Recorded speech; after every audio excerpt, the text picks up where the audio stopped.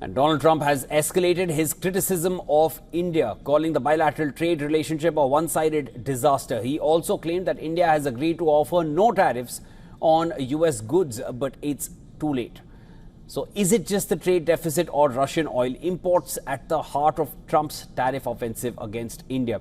Trump's remarks came just hours after Prime Minister Modi met Chinese President Xi Jinping and Russian President Putin. Trump accused India of selling massive amounts of goods to the U.S. while importing very little in return. He blamed high Indian tariffs for decades of imbalance, similar to Russian oil purchases. And there are several other countries where the U.S. has a higher goods trade deficit. More importantly, the U.S. has a higher trade deficit with 9 other countries, as I mentioned earlier as well, with China leading that list. America's trade deficit last year with China stood at $295 billion, nearly 4 times compared to India's $46 billion. U.S. trade imbalance with Mexico was $172 billion. With Vietnam, it was $124 billion. With Ireland, Germany, Taiwan, Japan, South Korea and Canada, the deficit was higher than $60 billion. Steep tariffs have sparked political backlash at home. Democrats on the U.S. House Foreign Affairs Committee warned that Trump is hurting Americans and sabotaging a key relationship and partnership. They also flagged inconsistencies, noting that China, which buys more Russian oil than India, faces no similar penalties or threats. India has demanded its oil trade, saying it has defended its oil trade, saying discounted barrels are vital to its energy security. Russian crude now makes up 37% of India's imports after offering discounts of around $20 a barrel last year. Energy Minister Hardeep Singh Puri, in an opinion column, noted that India has not broken any rules per se, stressing that its actions prevented global oil prices from spiraling to $200 per barrel.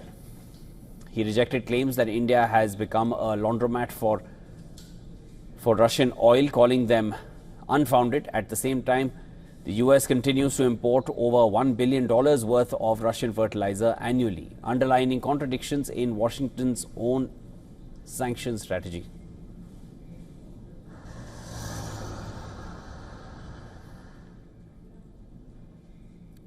Analysts say Trump's tariffs are accelerating India's engagement with Russia and China as India pushes back against economic unilateralism. For India, the broader strategy remains multi-alignment, safeguarding relations with traditional partners like Russia, cautiously reopening dialogue with China, and keeping the door open for cooperation with the United States amongst tensions ease.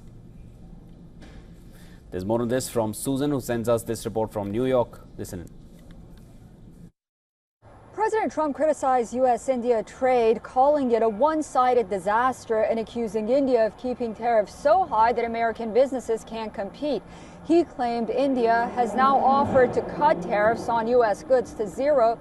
According to Reuters, the U.S. had a $45.8 billion trade deficit with India in 2024, with average tariffs of 7.5%, though some sectors like autos and farm products face far higher rates. Trump also attacked India for buying Russian oil and weapons after recently raising tariffs on Indian goods to 50%, a move New Delhi denounced as unfair and unreasonable. The clash comes just as Prime Minister Narendra Modi appeared alongside Russian President Putin and China's Xi Jinping at a regional summit. Meanwhile, while President Donald Trump's trade advisor, Peter Navarro, has recently made a set of bizarre comments in regards to the tariff standoff, the State Department on Monday took a more conciliatory tone towards U.S.-India relations as a whole. Susan Tehrani reporting from New York for WION World is One. India's semiconductor self-reliance push is on full display at the Semicon event in New Delhi, with over 20,000 participants and 2,500 global delegates. The 3-day summit complements India's growing ambitions to become a key player in the global semiconductor landscape. This push comes against a backdrop of rising geopolitical tensions over critical raw materials, where China remains a dominant player. India is seeking to diversify and build resilience with new partnerships taking shape.